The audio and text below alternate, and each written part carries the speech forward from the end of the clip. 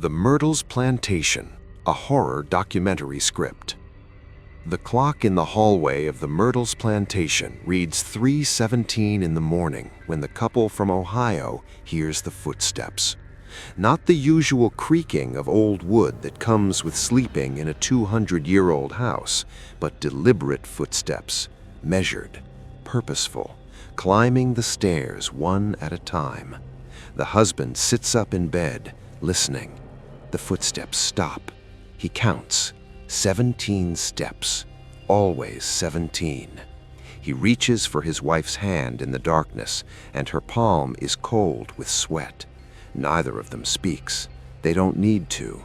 They both heard the tour guide's words earlier that day, the story told in the pleasant afternoon sunlight that now seems impossibly far away. A man was shot on the front porch in 1871. He climbed these same stairs, dying, searching for his wife.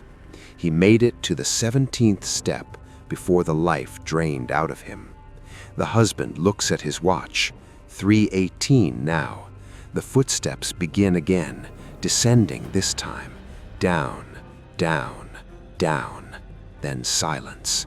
They will not sleep for the rest of the night. This is the Myrtles Plantation, and whether you believe in ghosts or not, there is something wrong with this house. The story begins in 1796, but the ground was cursed long before that.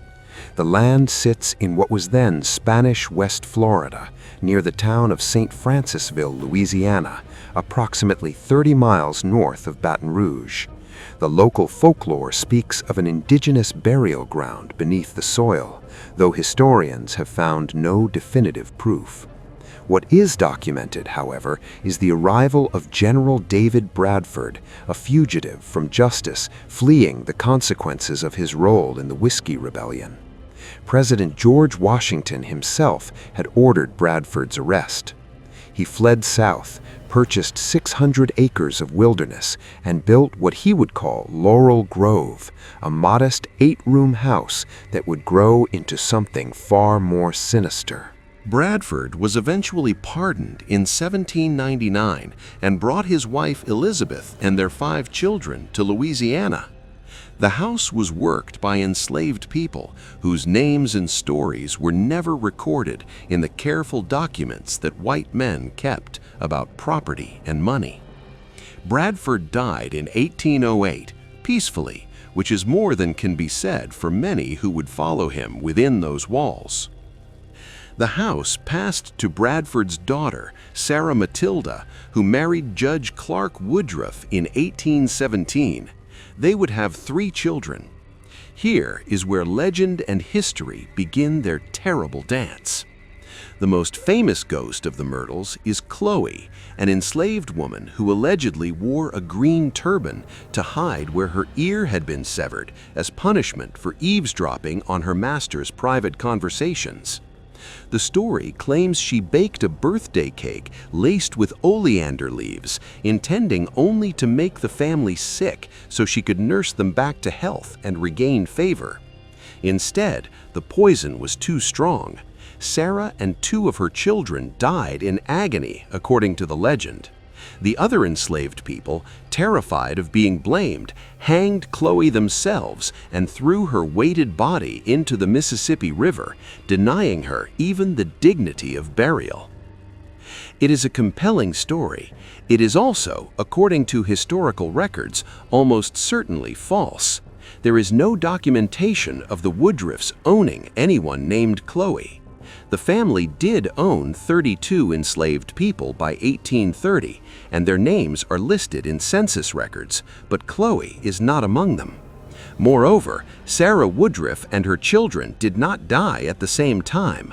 Parish death records show they succumbed to yellow fever across several months in 1823 and 1824.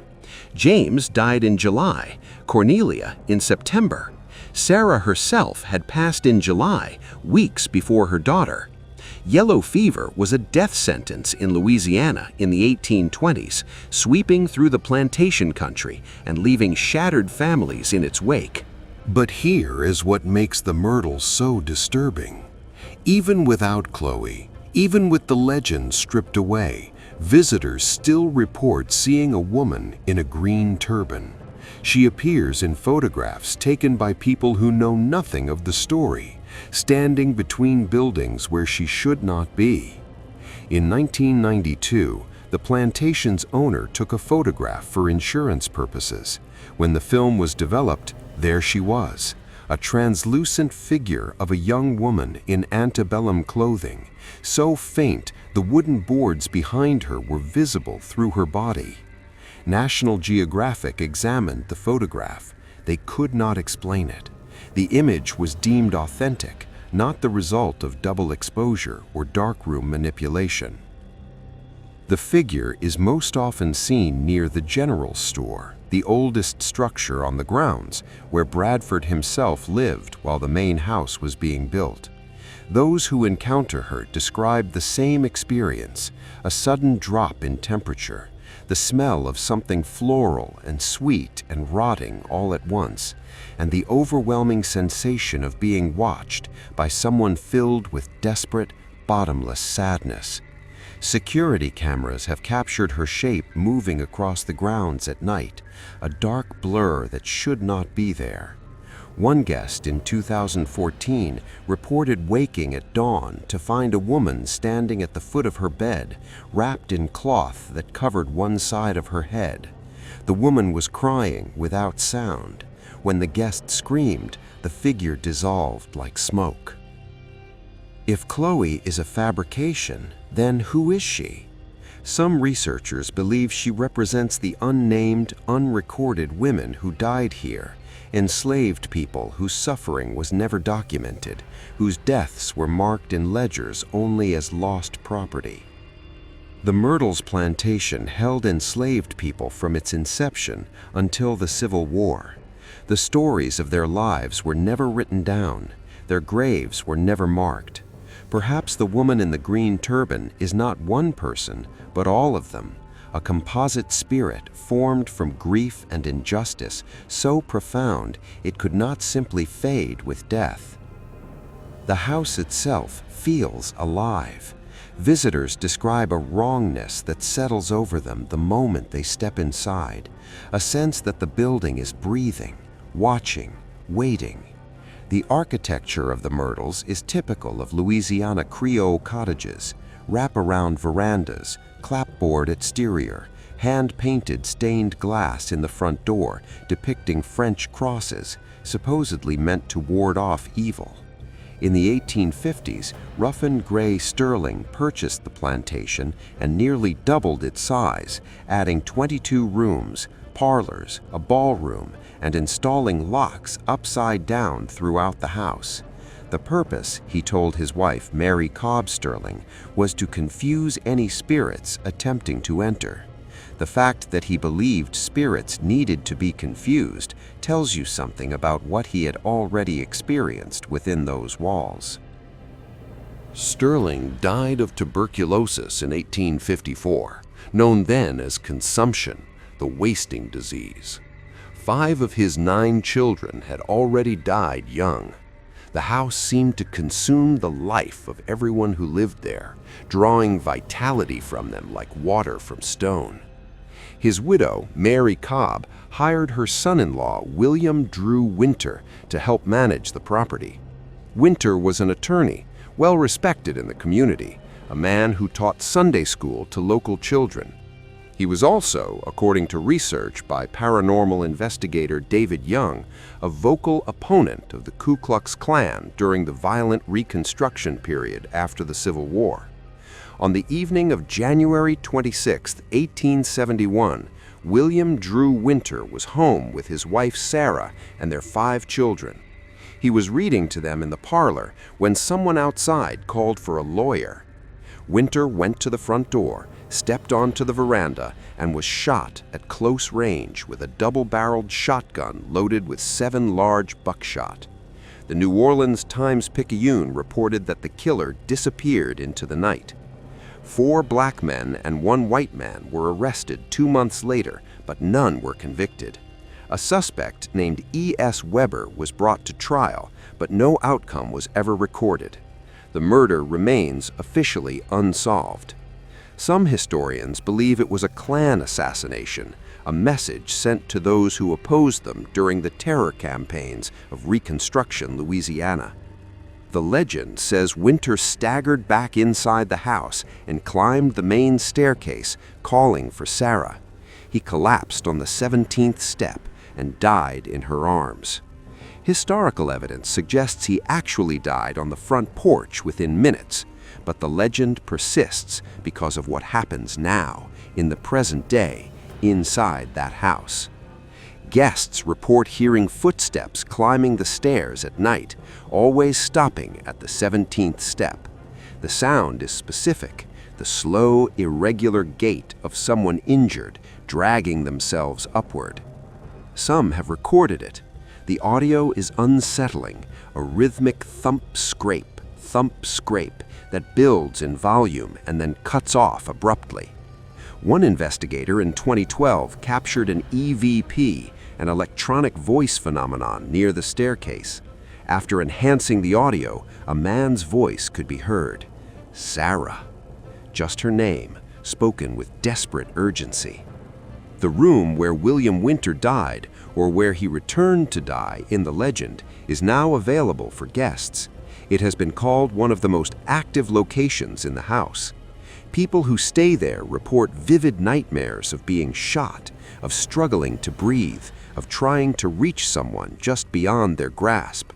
They wake with their hearts racing, disoriented, sometimes finding themselves standing at the door with no memory of getting out of bed. One guest in 2006 reported that his wife woke him in the middle of the night, screaming that a man covered in blood was standing in the corner of the room. The guest saw nothing, but when he turned on the lights, there was a wet stain on the floor near where his wife claimed the figure had been standing. The carpet was damp to the touch. It smelled like copper. Sarah Sterling Winter never remarried after her husband's murder. She remained at the Myrtles with her mother and siblings until she died in April 1878 at the age of 44.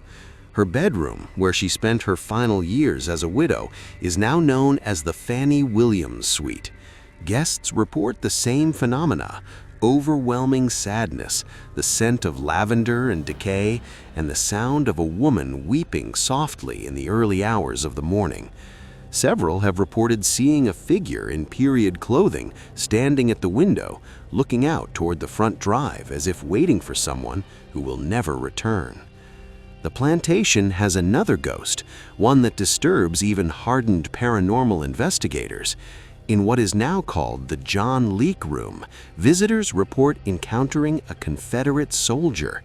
The activity peaks in May and June, corresponding with the dates when Union soldiers ransacked the plantation during the Civil War.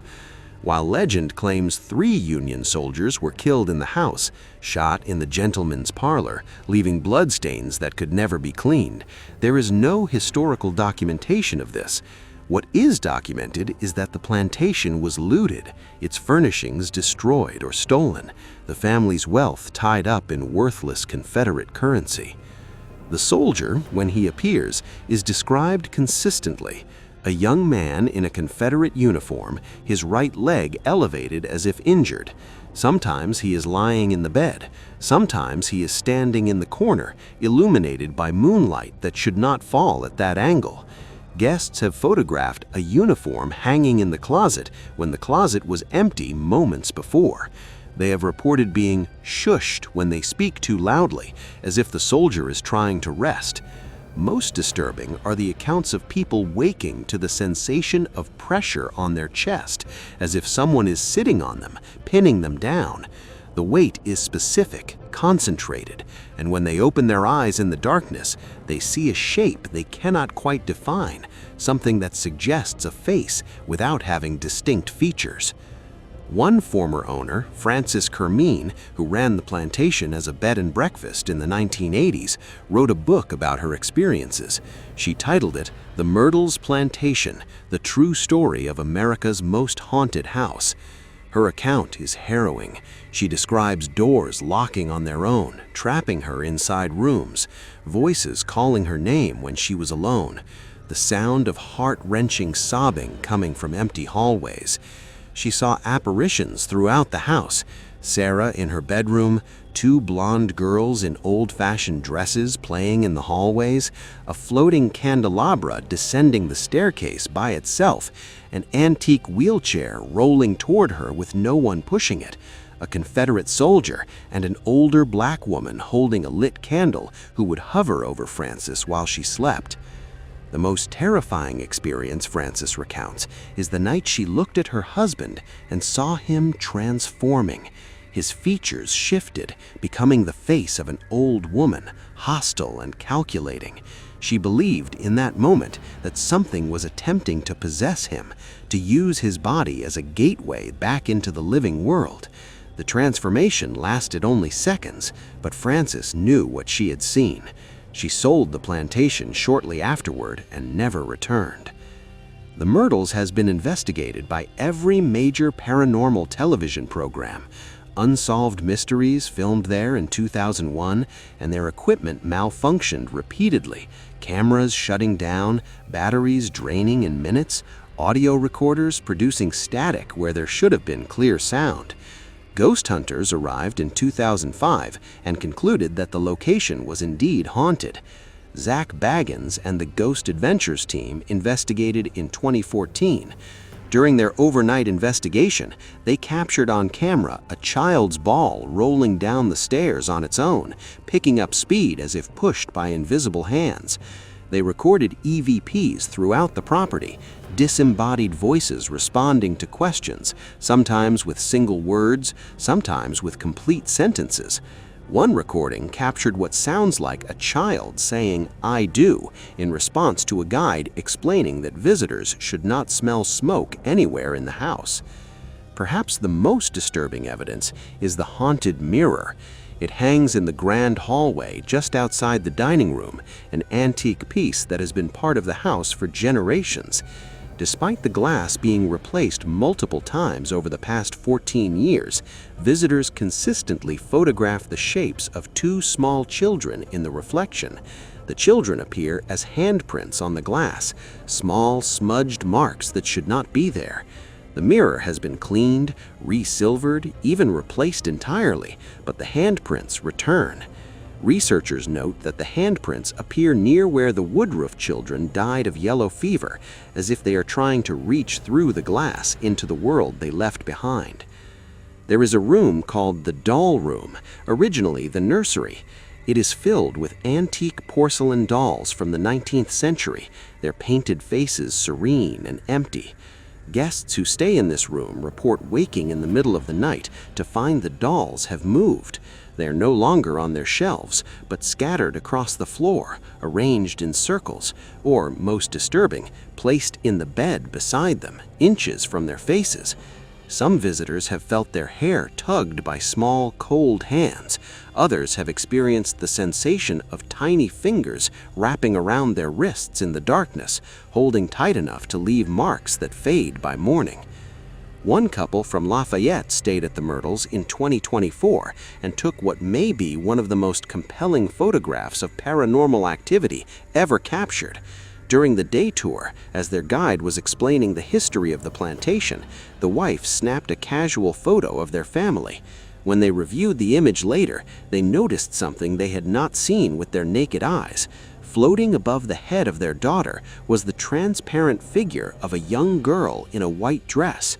The image is clear enough that the child's features are visible, and they bear an uncanny resemblance to the portrait of Kate Winter that hangs in the card room. Kate died of typhoid fever at age 3. The photograph shows her standing or floating in the doorway between the gentleman's parlor and the card room, the exact location where her portrait hangs.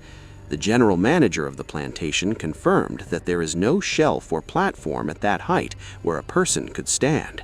The girl in the photograph is suspended in empty air. The explanation that skeptics offer is sleep paralysis, hallucination, the power of suggestion working on tired minds in an old house full of creaking wood and strange shadows.